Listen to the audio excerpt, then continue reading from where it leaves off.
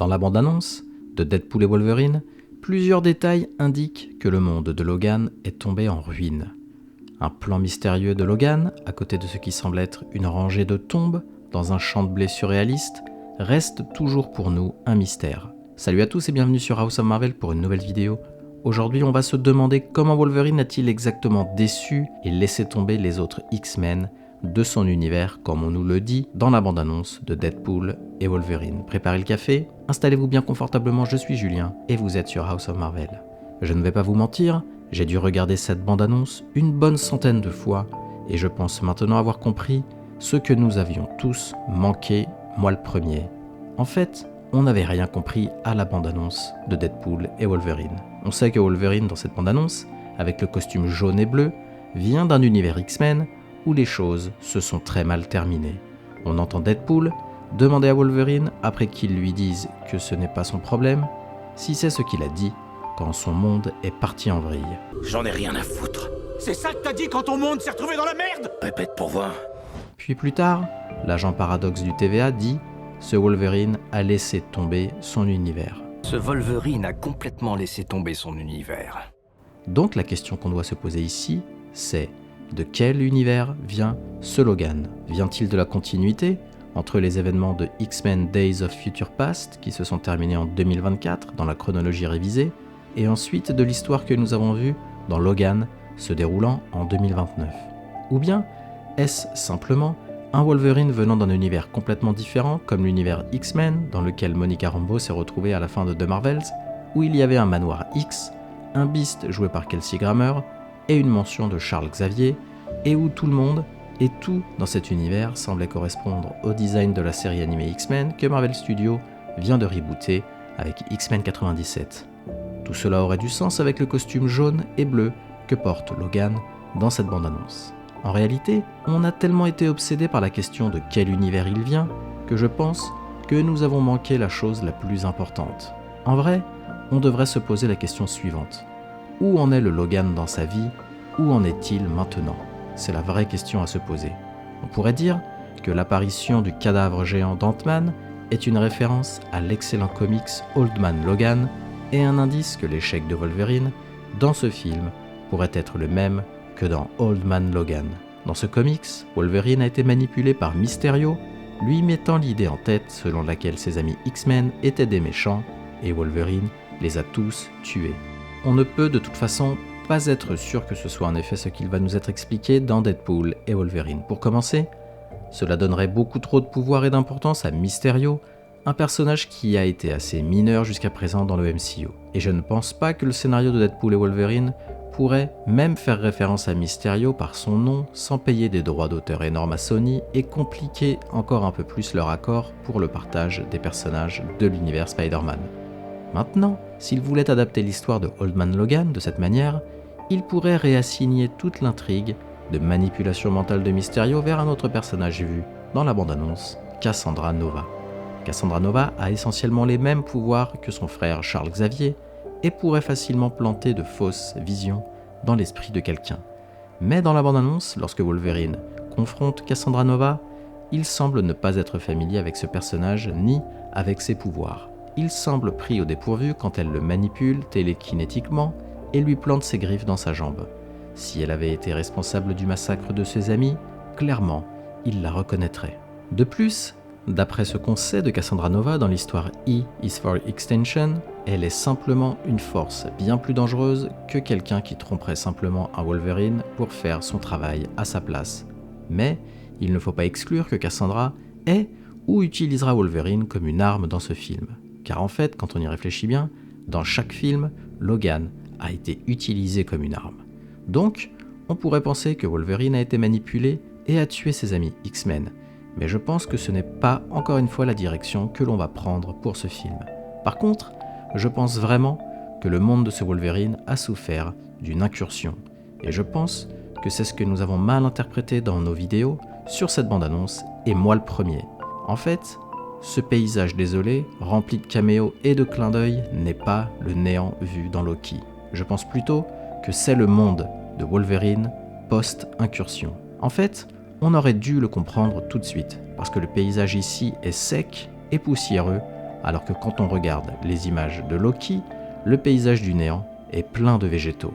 En fait, je pensais que c'était le néant aussi avec tous ces easter eggs, mais aussi suite à l'apparition d'Aliot. Mais en réalité, si on se réfère aux paroles de Celui qui demeure à la fin de la saison 1 de Loki, il décrit Aliot comme une créature créée à partir de toutes les déchirures dans la réalité, capable de consommer le temps et l'espace eux-mêmes.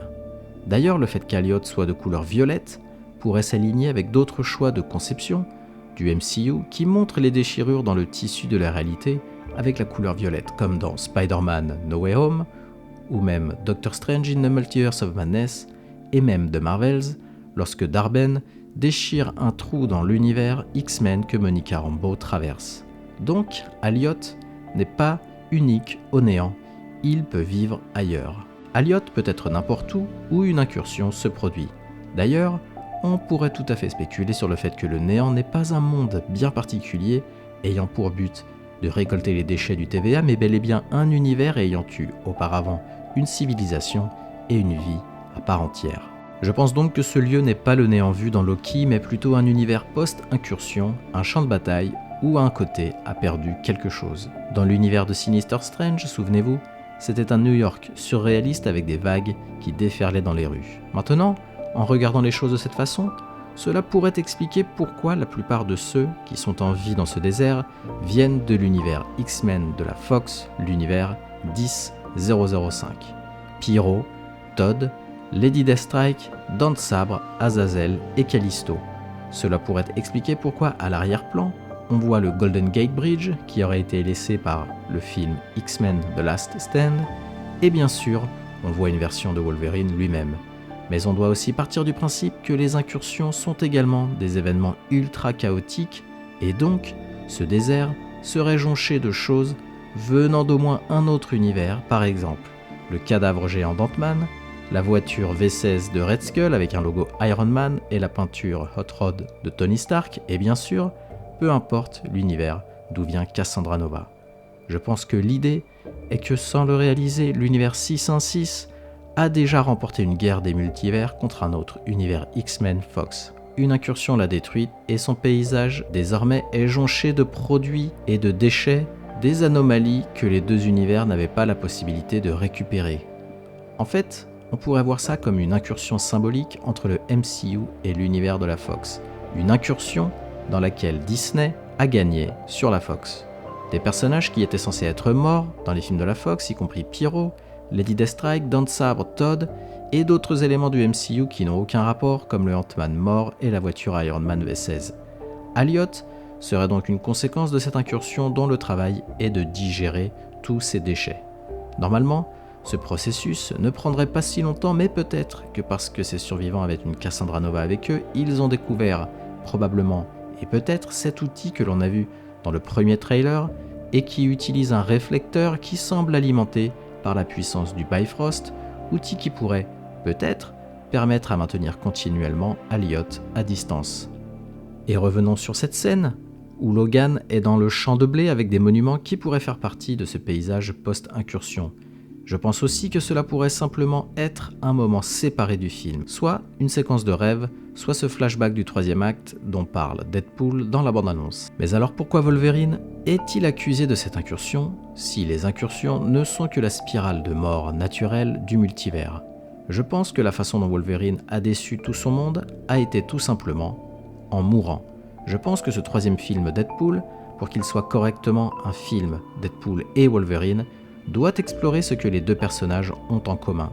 Ce serait une mauvaise idée, en effet, de faire venir dans le tableau un Wolverine complètement différent. Et il faut se rappeler que ce qu'ils ont entre autres en commun, c'est qu'ils sont immortels alors que tout le monde meurt autour d'eux. Mais dans le Logan de 2017, Wolverine meurt enfin. Maintenant, je pense que ce film ne va pas annuler cette mort. Mais ce moment a rendu cet univers X-Men vulnérable aux incursions. Sans ce point d'ancrage, il n'avait aucune chance contre d'autres univers. Et oui, je pense que ce film va enfin illustrer cette idée de point d'ancrage et va donner à la mort de Wolverine dans Logan une importance encore plus forte. Donc on pourrait apprendre que cette mort déclenche une anomalie ou un paradoxe dans lequel d'autres personnages tombés de l'univers Fox on finit dans ce désert post-incursion avec des morceaux de la franchise Fox et MCU. Dans l'univers Spider-Man, la mort de l'oncle Ben est un événement obligatoire, un point d'ancrage.